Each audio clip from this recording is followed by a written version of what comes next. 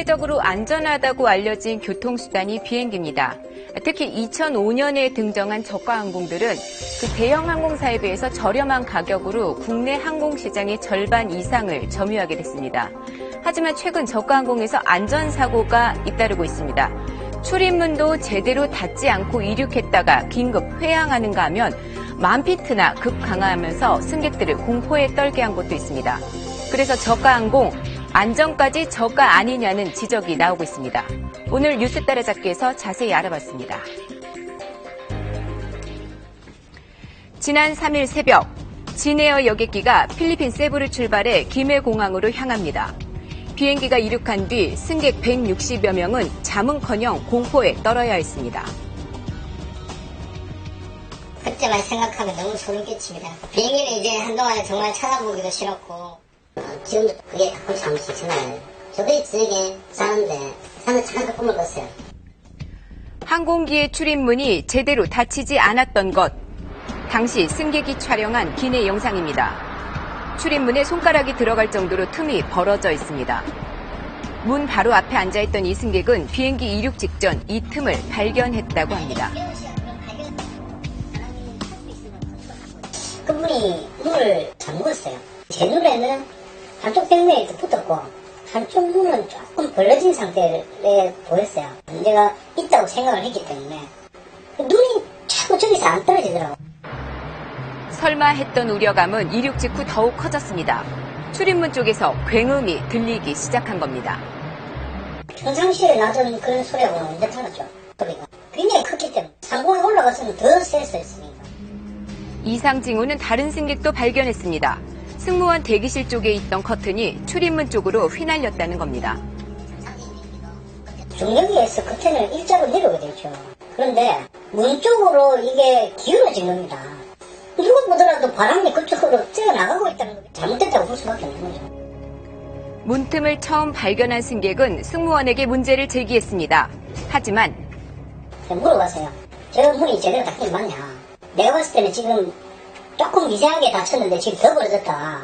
어떻게 된 거냐 그랬더니 더블 체크를 하고 출발했기 때문에 상관없다. 우리는 정상으로 출발했다. 머리가 삐죽삐죽 쓰는 거죠. 시간이 지나면서 일부 승객들은 두통과 귀통증을 호소하기 시작합니다. 하더라고. 좀 있다가 콕 찌르는 것처럼 귀가 너무 아프더라고. 귀가 한 번씩 뻥뻥 뚫릴 때마다 정말 찢어질 듯이 너무 아팠어요. 아이가 돌아오기 전까지 너무 계속 많이 울었어요. 급성 중이염에 이제 아이가 걸렸고요. 그 다음에 한쪽에는 혈관이 터졌다고 얘기를 하더라고요. 결국 항공기는 이륙한 지 40분 만에 회항했습니다. 승객들은 대체기를 이용해 예정보다 15시간 늦게 김해공항에 도착했습니다. 해당 여객기는 출입문 경첩 부분에 결함이 있었던 것으로 밝혀졌습니다. 승객들의 주장대로 문틈이 벌어져 있었던 겁니다. 점검을 해가지고 발견된 부분이 그 부분이고요. 틈이 있었기 때문인 거고요. 전문가들은 만약 항공기가 이 상태로 안전고도까지 올라갔다면 대형 사고로 이어질 뻔했다고 말합니다. 고고도에서 뚫렸다 그러면은 외부에 산소가 적은 공기가 내부로 들어오기 때문에 산소 부족으로 인한 그런 신체 이상에서 나아가서는 질식사까지 할 수 있는 그런 위험성이 있습니다. 지난달 23일에는 김포발 제주행 제주항공 여객기가 고도를 갑자기 낮추기도 했습니다. 18,000피트 상공에 있던 비행기가 기내 압력 조절 이상으로 압력 조절이 필요 없는 8,000피트까지 급강하했습니다. 10,000피트나 급강하하면서 기내에 산소 마스크가 떨어졌고 승객들은 착륙까지 20여 분을 극심한 불안 속에 견뎌야만 했습니다. 울음소리가 막 나지. 그리고 나서 뒤를 처음 봤어요.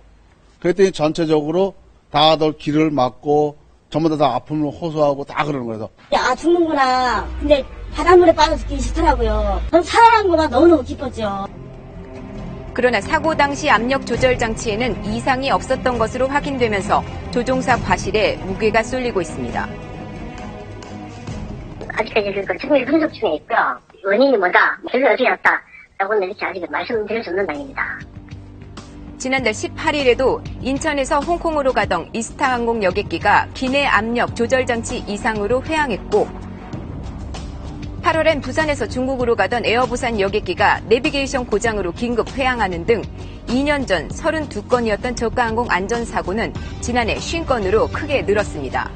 잇따른 사고 소식에 저가항공을 이용해온 여행객들은 불안감을 감추지 못하고 있습니다.